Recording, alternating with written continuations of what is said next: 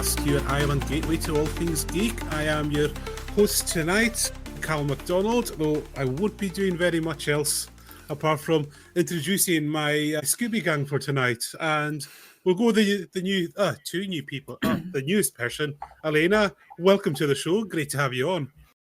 Hi, thanks for having me on. And welcoming back, Graeme. What's happening, dude? No, not much. Excited to do this. All right.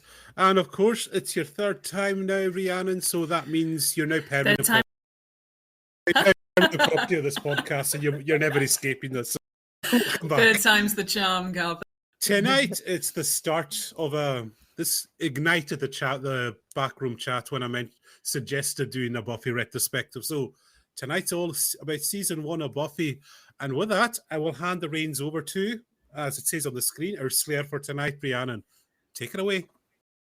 Well, when we first started spitballing this idea, I mean, the excitement was palpable. I think everybody was in firm agreement that this needed to happen. And so when we thought, we'd do one episode, now it's starting to look like we're going to do a couple. So we thought we would pick our way through some of our favourite bits of Buffy just to get us started, which was an idea presented by our very wonderful Graeme. And it was favourite slays from the season. So I think we're all kind of just going to share the bits that we love the most, or maybe some iconic moments or things that just, really stand out to us from the show for all the different reasons. So Graeme, as you are the person that introduced this topic, would you like to get us started? So I think starting with season 1, I'm going to pick one that's probably not a hugely well thought of episode, but it was my very, very first episode, which was I, Robot Eugene. Interesting. And how come this stands out? Obviously, you say it's your first episode. What is that? Why? It was the first episode I ever saw way back at the time when it was airing on, I think it was BBC Two at the time. A family friend was recording 24 on a tape. Okay. On an old VHS tape back in today. And for the longest time I was just watching 24. And then I was just watching it, and I let the tape run on one day, and this show came on, and the effects were good, but still had almost that same sort of campy quality that Star Trek had. Yeah. The characters seemed like real people, apart from Willow being a weapons grade hacker, but she was a nerd. It was the late 90s. We were all weapons grade hackers, apparently. So even though it's not my favourite episode of the season, for sentimental reasons, it's my favourite episode of the season, and I will go back to every so often. And it's still... I love that. It's not great, but at the same time... But it's yours, amazing, and that's what's important. Yes. Yes. And then but the thing is, it's so cool to kind of all the things that stand out to you about a show. That's why I kind of was talking about these individual slay moments, because they're gonna be so different. So for me, even from a sort of watching and being introduced to Buffy perspective, confession, I wasn't born till the late 90s. So I wasn't. I know. So I wasn't watching it in real time. I came to Buffy as humble pie many moons after probably the final season had started. Okay. So yeah, I know. So, but this was because now, and I'll tell you this, we had, my Auntie Catherine had all of the Buffy VHS box sets on my grandma's dresser in the living room. And when I tell you that I looked at these, peeping up over the side, like a little gremlin, until I was told I was allowed to watch Buffy. I mean, don't get me wrong, I'm sure we'll touch on this later, actually, in another episode, but I had seen Buffy beforehand, but when I was finally given the keys to the gate, I can't tell you. So it's just, but for that reason, so season 1, even in of itself, season 1 for me, it's just it's filled with so much delight, and it's nice hearing about how, and sort of the episodes and things that just catch us. So that's really fun. I love that. Yeah. Totally amazing. Any others, or should we all do a little bit and then come back? I think if we all do a little bit and then come back. Okay, yeah, sure. Alena, what about yourself? Tell us. So I was born before 90s, so I had to rush from school to catch Buffy. I feel like that's a different type of dedication. I didn't have to wait for it, but I had to always go quickly. And I think what Graeme said, like your favorite moments are not necessarily episodes you would say are the best, and I think that's really the case for the first season. Yeah. I guess like if you to like the first season, you have to love Buffy, Mm-hmm. to like appreciate the silly stuff. Again, like not an episode I would recommend to someone if they only had time to watch like one or two from the first season. Mm-hmm. Quite like The Witch. Okay. Just because it was like both creepy and just like a lot of different takes on woman power, I guess. But then I also noticed when I was I was gonna say also had the moment which, if I am spoiling this for anybody, I'm sorry, we're many decades since it's been released, but the cat, can I add, still probably one of the scariest bits of TV I've ever seen. The cat jumping out of the box. I was like, whoa. Blew my mind. Yeah. Yeah, so another one that I kind of like didn't appreciate until later is the nightmares, because I think they kind of like show you like a good interesting side of each of the main characters, and then Buffy turning into a vampire and slaying as a vampire is just Yeah. I guess you're totally right. It kind of lets us see that like a totally different side of the character. You know, we're introduced to these people as sort of like, it's either the fun loving or the not quite like, you know, the sidekick vibes, or that, you know, you've got all this stuff, but actually to then kind of circle back and see them as people and these vulnerabilities that so many of us can relate to. It's like kind of just, as like Graeme was saying earlier, it kind of reminds you that these characters are supposed to be us. They're supposed to be normal people, like obviously elevated in ways, but I think a lot of the things in Buffy, and as I'm sure we'll continue to talk about, like there's so many metaphors, so many metaphors. And actually, it's nice to kind of have that grounding aspect. Yeah, I think Nightmares is a great episode. It's kind of, I understand why you think it would kind of be like one of those, not like overlooked, but like I also think it's really good. Totally. Yeah. Let me think. Like so I think just before, obviously for folks at home, you won't hear this, but just before when we were doing a bit of a tech gremlins chat, I kind of said if I was thinking about iconic moments, first thing I think about in season 1 is vampire book, smack, on the library desk. How many of us have a notebook that looks like that? Say I. It's it's such, I mean, honestly, I'm still umming and ahhing about getting it as a tattoo. Like, I love it. I just think it kind of, what we were saying earlier about that sort of, what Graeme was saying about the sort of the slightly campy aspect of some of the sort of the props and the sets and stuff. It's like all of a sudden you go from going, okay, American High School, this thing, to like, bam, this is the universe you're in. And I'm like, say more, tell me more. So I love it because it's just without anything else, that gets the ball rolling and it really tells you where you are. So I've always loved that. I think similarly along the same lines, I think, is it like, you know, if the apocalypse comes, beat me. It's just a time and a place and a moment and a vibe. And who even says beat me now? Probably no one. But like, you know, it's kind of, it just has it all for me. Those little bits from really early on. Welcome to the Hellmouth. You know, just what it says on the tin. Absolutely.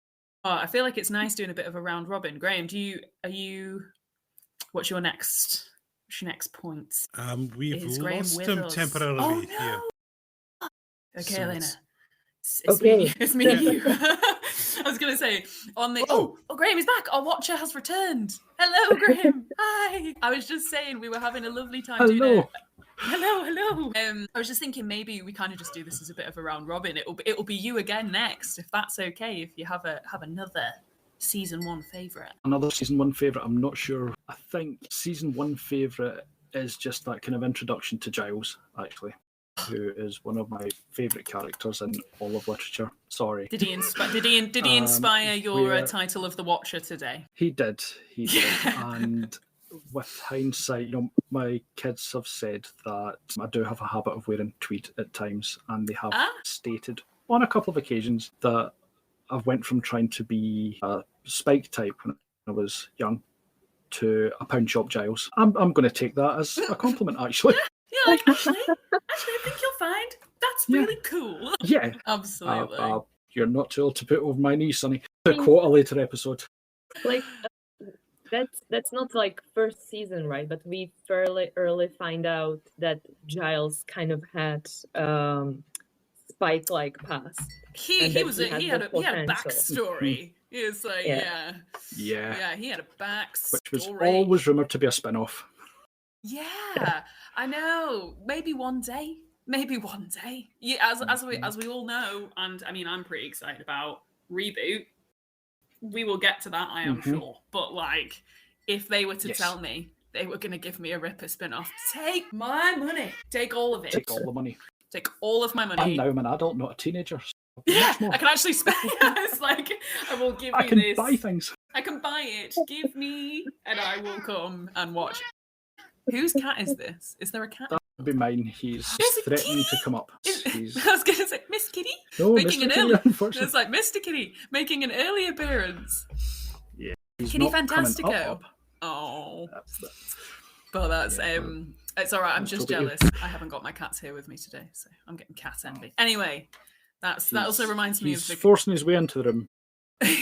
As he should. He's like, excuse me, I have things to say about Buffy, and we respect it. We respect that. My house. Yeah. Amazing. So Giles being such an but amazing as- character, is that like what Yeah.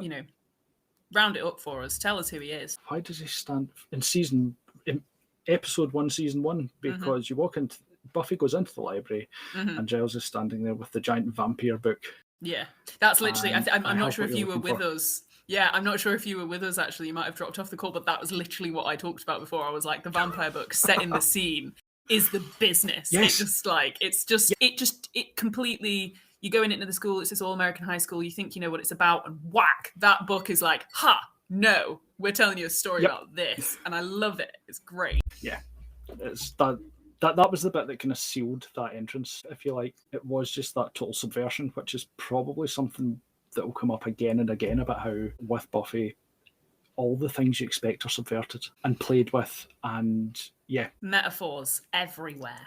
We love to see it. But I love that. I love that Giles stands out to you. I have to say as well, it's like that bit of the end of the first episode when they're like walking away and it's just like, the world is doomed. Like, it's just like, brilliant. It's like, just, I don't know. Then, whilst they've all these serious themes and all these things going on, and obviously, I remember my Auntie Catherine, again, I will talk about her a lot, I imagine, when I'm talking about Buffy, because to me they are both entwined. And maybe I'll even see if at some point she can come on, because honestly, she knows more about this than I do, and she's amazing amount of knowledge. Yeah, totally lost my train of thought there. Sorry, I was just a total tangent. No, but like when talking about like sort of favorite characters and things that stand out to you, and it's like she would always say that. When you're 16, you feel like the world's ending every day, right? Like, and that's kind of what it is. It's all these like sort of big sort of life event moments for them. And you've just got Giles who, as you rightly said, the older we get, we are all Giles. All of us are Giles. And we're looking at these sweet young wee things going, it's gonna be okay. Tomorrow will continue. The world ended today. You are right. But tomorrow will happen and it will be okay. And it's just funny how you kind of go into, we're all Giles. We're all Giles. Yeah. And the popular shows round about then, so you're kind of Party of Five, Dawson's Creek, One Tree Hill, that might be slightly later, My So-Called Life, all the kind of teen dramas, they were all the same things, but without the supernatural element. So you had, not only did the Scoobies have all of the things all the other teenagers and every other show are facing, but also monsters, also actual Armageddon. And who could ask for worked more? so well. I know.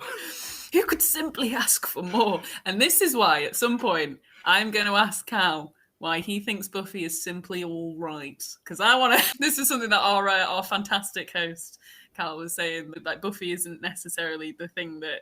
It wasn't the highlight of the 90s for yourself. And it's interesting because it's like, again, how all of us can love so many of the same fandoms, and yet there's some kind of either cliches or notions or plays that just really stand out more than others. I love X-Files and Buffy, and it's kind of like, but then in between, like all the other bits, you know what I mean? It's just like the bits that catch you.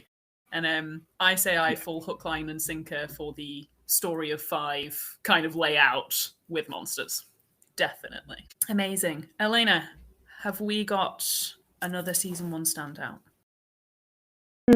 Well, can I say in a bad sense, like the one that needs to be sliced? Yes. Yes, of course you can. Controversy. Thanks. Yeah, well, like I said, like I feel quite fuzzy about all of them, even the awkward ones. But I think if I had to pick one to get rid of, it would be never kill a boy on the first date. Just because, well, the guy is quite off-putting, and also it just doesn't make sense why Buffy would want to date him. So I guess like maybe it started as a joke of like never kiss a boy on a first date, and then they kind of I also have to agree, and so far as to say that I think I sometimes forget that episode exists. I actually, you know what I mean? Like, I think I actually forget about it. And then when I do I was going to say annual rewatch, but probably like weekly rewatch, I actually do every time I see it and I'm like, oh yeah, I forgot about that episode. So I was like, oh, I kind of felt not really in keeping with the pace and the theme and the people and the story. It always just feels slightly like kind of out here. Like as if as you kind of say, like they kind of played with the title and then somebody wrote it and they went, oh, yeah, all right, we'll do that. And it doesn't feel very in keeping. Yeah, no, totally. Okay, so I'm definitely on team. We can put Never Kill a Boy on the First Date in the sort of, I don't want to say the bin. It feels harsh. I was quite saying the bin. But you know what I mean? I feel like I would happily, if I had to pick one, but it's the bin. That is the one I would veto. Yeah, that is the one I would veto from season 1. That is great. Oh, a veto. Yes. Okay. Yeah, maybe we'll have to, as we do this, we should do like a veto episode. So that's good. That's good, Alena. I love that. Anything else? Any other negatives, actually, guys? Great, Alena. Anything else that really stands out as a no? I'm not a fan of Teacher's Pet. In fact, there's a couple. I think there was a couple of back-to-back there that it was that similar kind of that, and then the pack, like oh, like well, no. it's also like a category of episodes that didn't age well. No, right? I wonder Which who was actually involved is in not writing really them. typical for Buffy. So. Yeah, actually, I wonder who was involved in writing them. That we could find out. Yeah, I have to agree. Didn't age well. Not at all. Not a bit. They were just so very much that kind of monster of the week format without the overarching narrative that we end up getting. Just really not a fan of those ones. Yeah, no, I think that's a really, really good point. I think that Teacher's Pet also, and again, as we were saying about sort of like, you know, things that will come up again in later episodes, I'm sure, but like the fact that obviously the eggs are growing at the end, right? I kind of like that. I kind of enjoyed that, but I'm sad we never saw it again. Like, why was that not part of the creatures or beasties that came out late? You know what I mean? Like something that kind of harked back, and then you can all have that kind of giggle. Whereas I think that a lot of the times there are repeating jokes that happen later seasons where you go, yeah, I remember that episode. And that's fine. But you also kind of go, I wish we'd seen that monster again, or in a different way. Just to kind of clean it up. Even one line. Yeah. Even if they put one line into the I'll Never Tell song. Yes, I'll never tell. You know, yeah. where Anya's regaling all the things, all the negatives that Xander had in the past. Let's chuck him there. You know, nearly got eaten by. Yeah, I feel like, forgive me for right, I feel like there must be some kind of heart in some way where he makes like a joke about his taste in whip, like something about to do taste with women that they're always trying to get him, and I think that's to do with Inca Mummy Girl. But other than that, I can't remember. Well, I'm sure we will cut with that to say like, but it's like one of them where it's like the same episode. Yeah, it's just kind of like interesting that we have done this format. I see.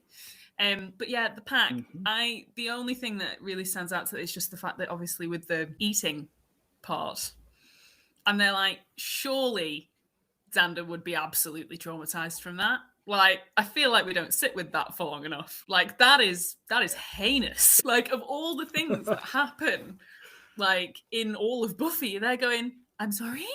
these teenagers just ate like surely someone needed to ask them if they were okay. Like, I realise the pastoral care in Sunnydale High is limited, but like, crikey, like, you know, good lord, yeah, that was gross. Yeah, the pack was gross. Is it the pack that's got the line by Buffy, something along the lines of, "And believe that you are trying to scully me in your love of X-Files," and I can't, just to tie it, I'm sure that it's Giles is trying to convince Buffy of the supernatural element, and she's, hang on, you're trying to scully me here? You're trying to scully, let's see, you're trying sorry. to... I've flipped that round, let me see. Let me have a look. I'm trying to see if that, I can't remember. Oh, I'm not entirely sure. I remember there's something in the first season. I'm sure you're probably right. I mean, it would make sense. Like, I think that, but I guess what's interesting about that then is when we're talking about, like, you know, universes and stuff, like where Buffy exists, X-Files also exists.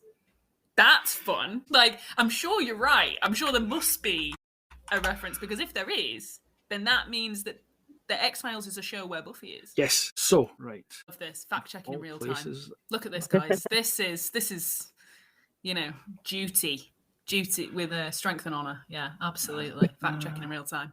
But no, that would be so fun. Right. I like the idea that those two would exist. Yeah, of all places, Urban Dictionary apparently has a transcript here. We take it word for word. I know. Xander begins acting strange. Giles explains it simply. Xander acting like a normal 16-year-old. Giles says, "It's devastating. He's turned into a 16-year-old boy. Of course you'll have to kill him." He says, "Giles, I'm serious." And he says, "So am I, except for the part about killing him. Testosterone is a great equalizer. Turns all men into morons. He will, however, get over it." And Buffy replies, "I cannot believe that you, of all people, are trying to scully me. There is something supernatural at work. Get your book." No way. And I'm also almost certain that I don't know if it's that part or earlier, but the book he looks up is actually, what do you call it? It's a real book, Malleus Maleficarum, which is an actual, like, historic witchcraft tome. Yeah. Amazing. Yeah. I love that. So that means that somewhere, I mean, it is definitely 100% confirmed through that canon, they've seen X-Files. I love that. That is great. It's like, that means that actually my love of X-Files and Buffy comes together. Very nice. Amazing. Oh, super fun. Okie dokie. Right, so we've had a couple of our favourite moments from season one. We've had a couple of moments of our absolute don'ts from season one. I'm trying to think. What else can we? Oh, I can see him. I'd like to put a question to you, Scoobies, tonight. The Master, how, as a villain, does he work for you? Because he was the early villain, or does he pale compared to what came later? That's a definite both. Yeah, I mean, it's interesting because I think the Master for me is like, he looks like what you imagine your worst nightmare to be. Like, if you were going to just be like, what is the worst thing that you could possibly think of? It's this, you know, like this real kind of cooked turkey looking evil ancient dude who's out to get you. And Gerard. But like, I at the same time, I think what's interesting about that is that he's almost in a way, I don't want to say like a noble villain, because obviously that doesn't really work, but like as the characters go on, they start being slightly more insidious, or they start being things that you don't expect to see, or they start being, you know, kind of more hidden, you know, even the way that Angel, again, massive spoiler if you've not seen Buffy, I do apologize. Angel obviously becoming the villain at one stage, it's like, that is a whole, you know what I mean? It's like this guy, you see him and you go, he nasty. He is a scary dude. He is out to get you. And like, it's almost, you know, I remember, actually, this is a personal story, but as a kid, way back in the day, and they were like, oh, draw us what you think, someone who would commit a crime looks like in a class at school. And so everyone draws what they think a person would commit a crime. And then a girl in my class at the time drew just like a regular person. And then they were like, yes, see? And it's like, it's this kind of thing, isn't it? It's like, you look at him, you go, bad dude. Whereas as Buffy goes on, you obviously learn that these things can come in many different forms. And, you know, for very much for worse in many cases. So I think the Master works because he sets you out where you know where you are. you're aware of what the master is, and that works. I don't know, what do you guys think? Yeah. Yeah, I guess like if we were to make a chart of the main baddies from all the seasons, he would be in top half definitely for me. Yeah, top half. Top half. Yeah. And like I think it's well suited for the first season because you kind of want like introduction. I like that he's like kind of when you look at his like styling, he's a little bit like Second World War Germany coded with his like leather jacket. I think that probably was a little bit of like conscious decision on the wardrobe style. Yeah, and I find that also like he can remain really serious and like a big threat, even though he has comic moments. Yeah, that's okay. It's kind of that. Yep. It's got that kind of slight relief, and there are parts of it when I kind of say they're like a noble villain, like he kind of almost has his own rules as well. Yeah, like he's quite a sort of like he's got old his, school. Yeah, he's old school villain, and he's also got his bubble. Quite literally, has his little bubble that he stays in. Like he's contained. But yeah, I have to agree. I think he kind of has that. And when you say old school villain, like you were talking about, so the costume is very deliberate, the styling of him is very deliberate, and the rules around him, I think, means that rather than the whole time us as an audience going, oh, threat, we're aware that this threat exists, but we have the space to be able to enjoy the rest of the world and the character development and the introduction without thinking the threat is imminent and this is now. It's like, it's harvest. Like, it's like, you got to wait for that. Like, it's not a threat yet, which is kind of helpful, I think, actually, for telling the story and getting you warmed up. Yeah, getting you into it. What do you reckon, Graeme? Can't disagree with any of that. I think, he is a very good introductory villain. My first big bad, if you will. And then, it does grow from there. I think the beauty of the Master, like you say, having his own rules, having his own existence, is that it does allow, because there is so much world building that goes on, not even just in the first season, in the first episode. And I think that's maybe something we should go into in a bit more detail. But, straight away you learn about that you get the bit of the Slayer backstory. You get that Buffy Joyce says, this is happening again. So there's something else going on there. You get the first couple of episodes, you get the Sunnydale's on a Hellmouth. Well, what's that? Got high school to deal with every day's hell, like we said earlier. Yeah. The whole thing just allows everything else that space to breathe. Yeah. Because like you said, the harvest, it's first mentioned in episode 1. The harvest doesn't happen for a while. Yeah, it's not for ages. Yeah, totally. I think I like that you mentioned about the story, the world building, because as we were talking earlier about the book is such like a, that's like a complete pivot moment. But actually, you're right. When her mum drops her off, and she's going like, and she's kind of like, have a nice day at school, honey. Like, try not to burn it down. And you're like, can we circle back to that, please? That. In itself, you're absolutely right. What a simple vehicle, and a simple and efficient vehicle, which is like, okay, it's not raw because they've obviously had to sit in this and deal with this and heal as a family. Like it's happened, and it's been pretty transformative to their entire life, and it's such a not maybe simple is the wrong word, but it's a whittled down material, like way of sort of transporting this whole story that we can come back to at our own pace, like at their own pace and their own leisure, and you realize that it's going to come. You just need to kind of stick around to find out, and I like that. It's very welcoming. Yeah, totally. Yeah, totally agreed. Absolutely. There's kind of like a secondary baddie, which is the anointed one. What do you think about him? What do you reckon, Graeme? What do you think of the anointed one? The annoying one? Did I say that? The annoying one? Yeah. Yes. I really like... Again, it's... Oh, sorry. No, sorry. You carry on, Graeme. You sure? No, please. Because it's almost very, very quickly, it's just that subversion that the secondary baddie is, in fact, a small child. Yeah. Yeah, totally. So you've got old evil in the Master, a small child. Yeah.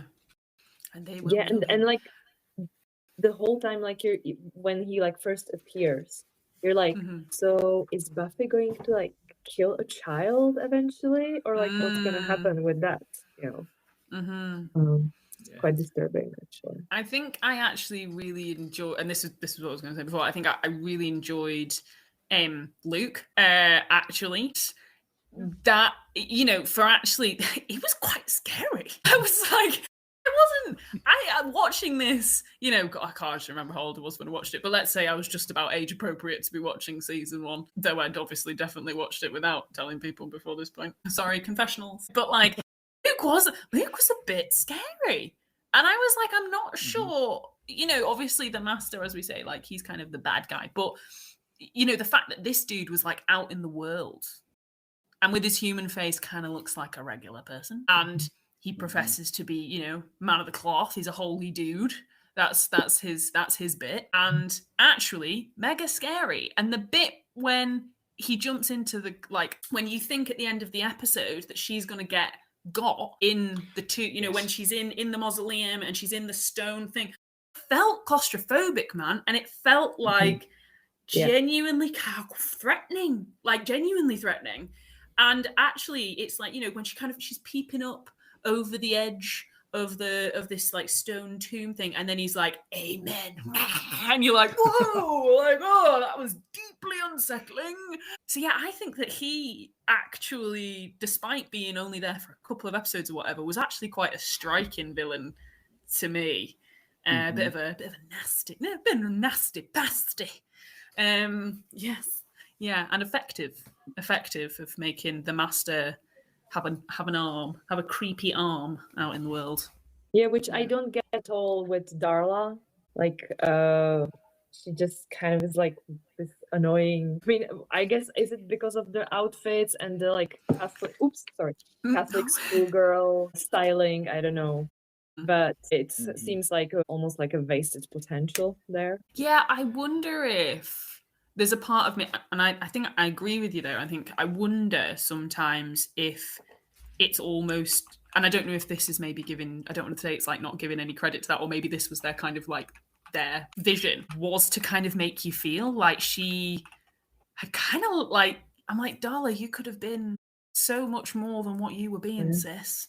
You were simply a kind of second-rate puppet to this evil dude thing, when you were like top of your game. You were like peak evil, and you kind of just then went and followed this guy.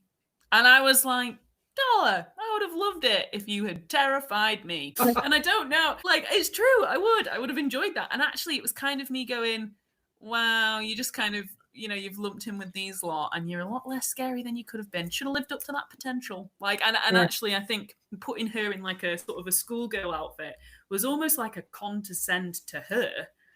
You know what I mean? It was like later in the season, you see her in all these amazing gowns and these cool hats and stuff when they're like at the turn of the century and the revolution and things. And then she's like been put in a Catholic schoolgirl outfit to like hang around a club and kind of pick up a couple of teenagers and take them back. And you go like, it's just, I wonder if it's almost a way of being kind of rude about her. Like, I don't know. Yeah. But yeah, I agree. Would have loved to have seen more. Darla is the first vampire we see on screen, though. Yeah. Just for useless information, but Darla's the first. Are you sure? I'm glad you. Yeah. I'm glad you mentioned the club, because not to sound all Seinfeld, but what's the deal with the Bronze? It's a nightclub, but it's also a place where high schoolers go to hang out, and we see the faculty hang out there. Although Giles does qualify that with it's the best place to spot the vamps. Yeah. But maybe that just in itself is a bit of a message. Do you know what I mean? Like, not to, as we say, Buffy has a lot of metaphors. And actually, you go to I don't know about you guys, I'm from a very small town, and there was certainly only one club. So it's like everyone is going there. And like I have seen teachers on nights out. Like that is like in years gone by, if I was like in sixth form or whatever, like and you go, dude, we're in the same club. Like that is deeply questionable. And it's like, but also, so it's like, actually, small town vibes, like, they're probably not far wrong. There's probably one place, and that's the place, because it's not it's kind of next to the next block of town, not a whole lot of town around here. So it's probably just, also means they don't have to have more than one set. Sufficient. It's cheap. Yeah. But yeah, and also, with logic. if we go for like paranormal sociology, right? What Mhm. does it do to a small town that it's on a Hellmouth? Like, would it just have been like a fairly normal coffee shop or whatever, but it's just, or like whatever nightclub, but Ah, it, you know, like okay.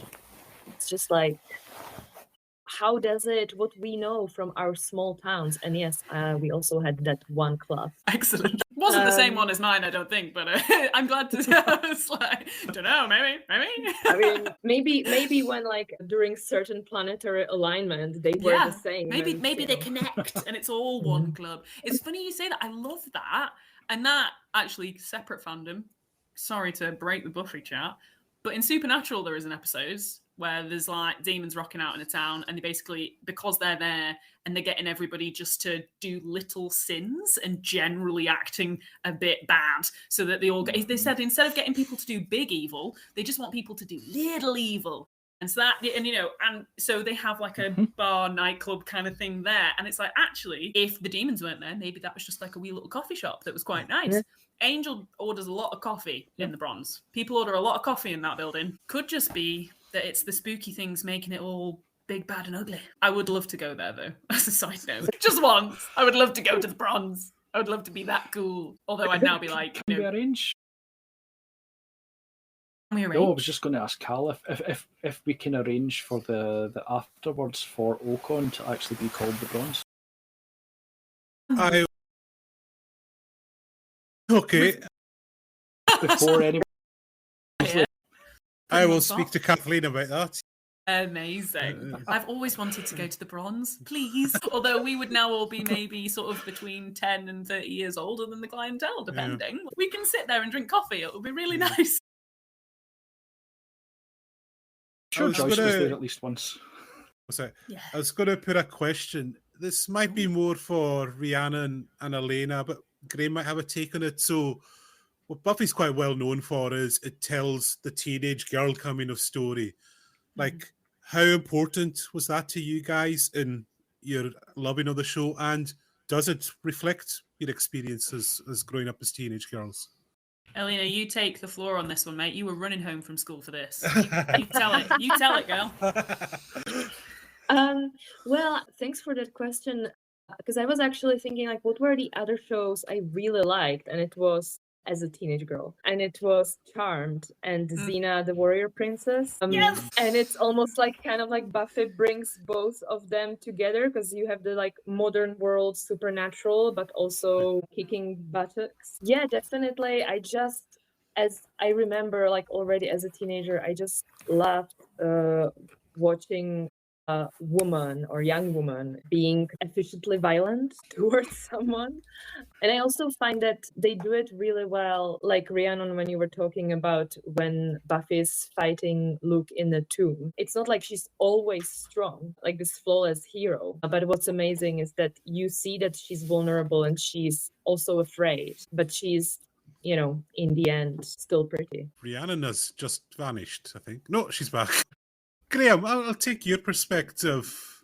It's quite unique, this show, like, because when we were growing up, obviously, it was very male-dominated, and so there's this one show. And, like, it didn't affect your viewing of it at all, did it? That's what I find quite interesting. Yeah. Not in the slightest. I mean, I genuinely rank it in my top 3 TV shows of all time.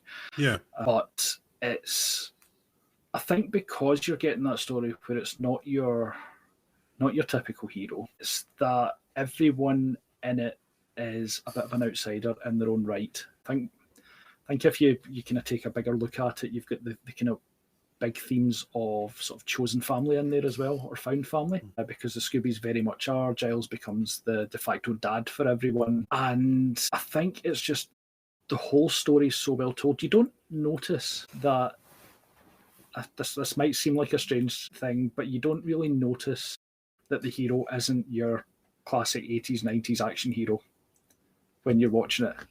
Buffy is as big as Arnie. You know, her Kung Fu and Karate certainly to me appears to be better than Jean-Claude Van Damme. So all these kind of action movie tropes and things that we grew up watching, again, it's a subversion of that by having it the small blonde girl who historically would be afraid of the monsters are afraid of her. Mhm. It's all of that flipping the story on its head. That just makes it more watchable because everything else is cookie cutter. Yeah. Thank you. No, I think you're absolutely want- spot on. Yeah. I think you're absolutely spot on. I think if you wanted the traditional, for want of a better way to put it, then there was Hercules. But Hercules was, no offense to that world, but Hercules was awful. I didn't enjoy Hercules at all. Kevin Sorbo was not in any way believable. He was just a meat planet. Well, it's safe to say he's lived down to his reputations very well the past few years. So you'll have the perfect answer to my question now you've had the chance to think. Yeah. Now that I've had the brain space to think on it. Yeah. What was the question again?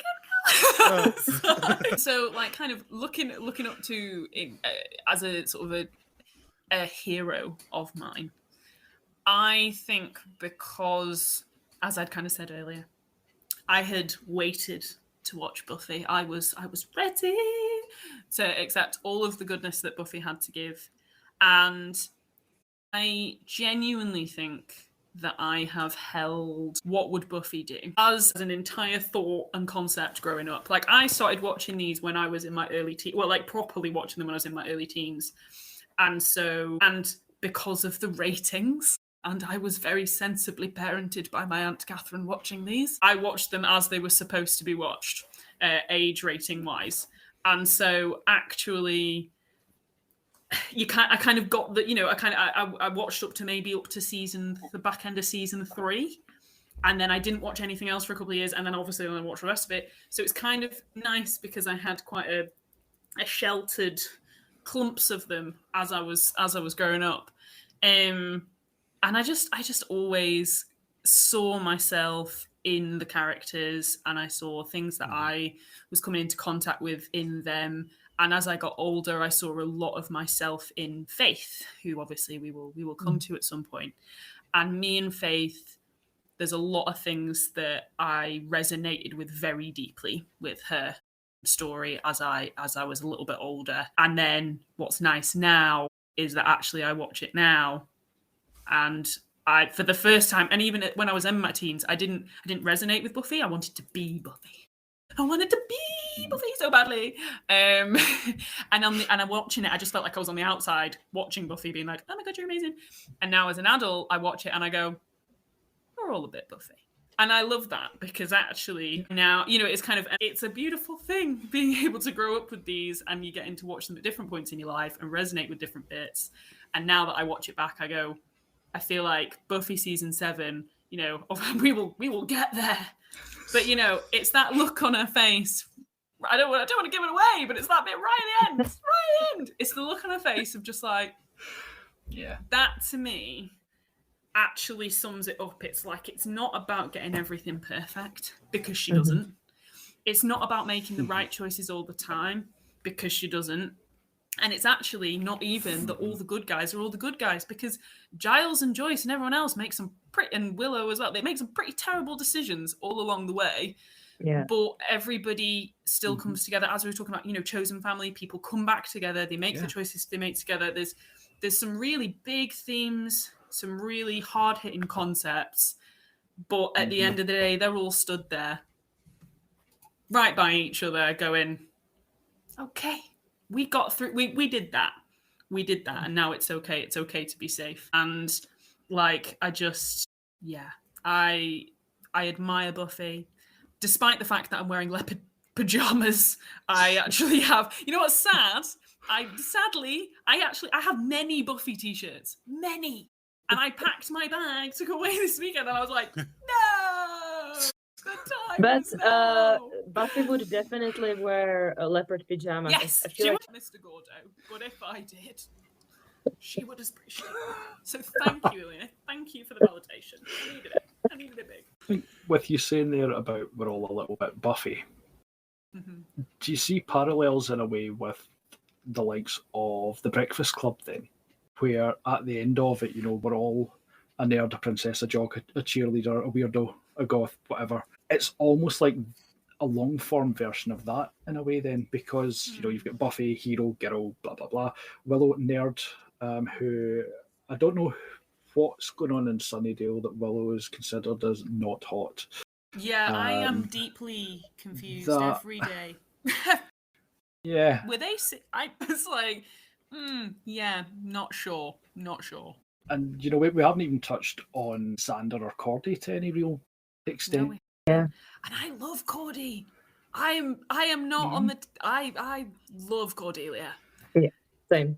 God, I mean the comic. Yep. I mean, obviously, for all of the reasons in the first season, where you're just like, wow, you are what you are, Cordy. You are what you are. Mhm. And honestly, you know what? That's a really good point, Graeme. Maybe when we do another episode, maybe we can come back and even just talk about, like, sort of the supportive roles and what they do. Because as much as I know that there's issues within the fandom regarding Xander, and I'm sure we will come across that, but there's also great bits. And there's also, I love Cordelia. I just love her. I think she's amazing. She knows no fear. I mean, but I just love. But yeah, sorry. No, that's fine. And even we've barely touched on Angel, who's such a Oh, huge part of the that show. guy. That old chestnut. oh, We'll do supportive characters. We'll do romances. We'll do the big bads. This is a whole series, my friend. We're gonna, you know what? After this day, we're gonna go home. We're gonna brainstorm, and we're gonna work it out after we've done the season slays. What our big topics are gonna be? Because my goodness, I could genuinely talk forever on these. I get you. Yeah. I feel you. Sure.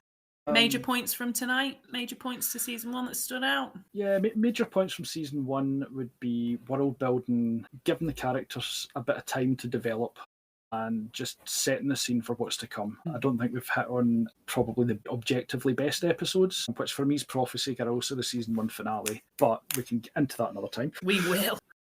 But it's got everything that you want in a show. Even in that first season, you can see the seeds of what's to come, where there's humour, there's romance, there's little bits that will make you slightly scared, there's little bits that are going to tug at the heartstrings a little bit. You can see the families starting to come together and just where it goes from there, and it leaves you wanting to see more.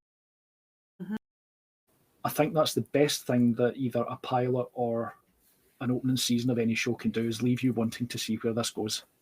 Absolutely. That was very eloquent. I hope my put together is half as good as that. That was pre-written, surely. That was excellent. Thank you, Graeme. That was wonderful. Alena, It wasn't.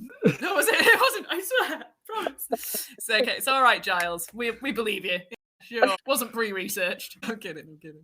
But yeah, Alena, yourself, please. Yeah, I would say, like, pre-released. while with many other TV shows, the first season can be like a bit odd, it definitely makes you want to continue watching. And what I really appreciate is that the characters are already really well fleshed out.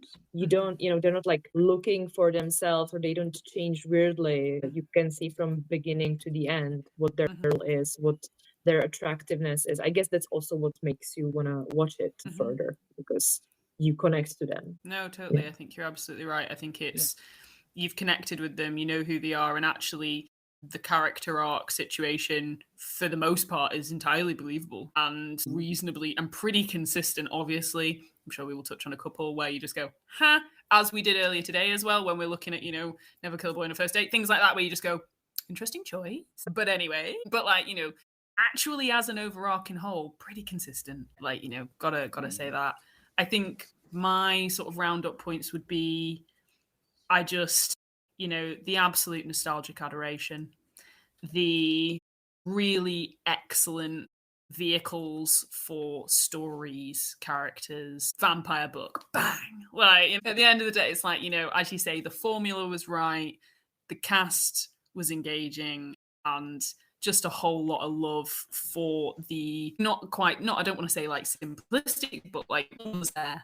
And then they did right from it for the most part, and and some great, may I say, great outfits, which I also hope we will be able to do an episode on at some point, because the amount of like excellent combos of shoes and like trench coats needs to be studied.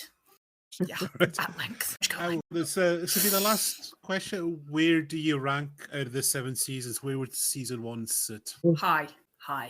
Ooh, maybe even second for me. maybe even second. Yeah, I was gonna say third. Yeah. Yeah, second or third. I think it's a bit of a toss. I think I'd maybe have to think on it, but I think third or second is third could be a right choice.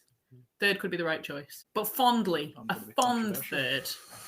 Second or third? If you say seventh, I'm going to cry. You've got to decide.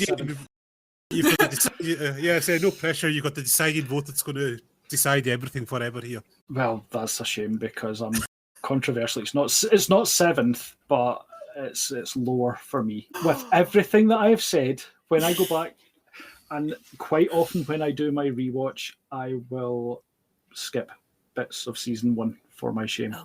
Okay. Some of these episodes where it's again teacher's pet, never kill a guy, first date, and so on. Yeah, I've seen it. Despite the little Easter eggs in there, the little lines here and there, it doesn't do it for me in the same way that later seasons do. Okay.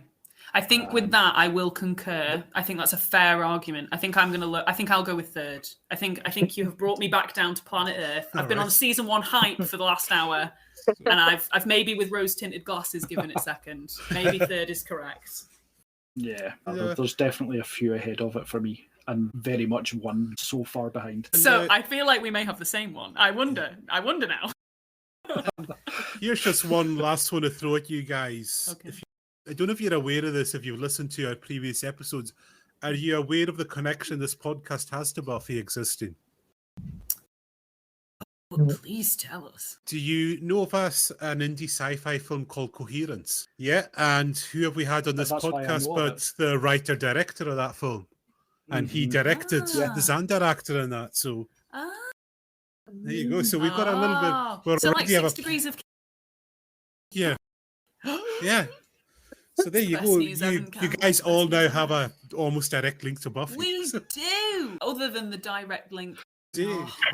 Yeah, it's like I bring people together. You do. You are a master magician and coordinator. Well, this has been an absolute bucket of fun. Oh, sorry. I was just going to pay Cal back for that one. Ask him if he realises that means he's got a second degree link to Deep Space Nine. Yes, I know as well, yeah. Yes. Yep, I know that one. One of my favourite things about the next seasons. Love. Oh my goodness, guys, this is so sweet. Well, as I was saying, this has been a delight. Yeah. And the other takeaway is, Rhiannon, if you're an X-Files fan, you really have to watch Millennium now. And don't worry about it. I will get that on leave the watch list and enter the watched list.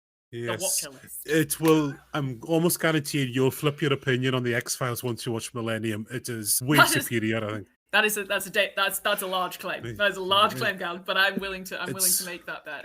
I'm willing to take it. It actually is. I'm so excited. That's the best news. Well, thank you, my Scooby Gang, for this. And that ends that. Fun. That's part 1 of goodness knows how many till we cover the whole Buffy version. We can keep this going. So thank you everyone for joining, and tune in on Saturday because we're talking to Klingon Pop Warrior, and I can confirm everyone in that show is going to be in full cosplay, and we're joined by the lovely folk from the Scots Klingon podcast, so it's going to be the nerdiest of nerd fests on Saturday. I cannot wait.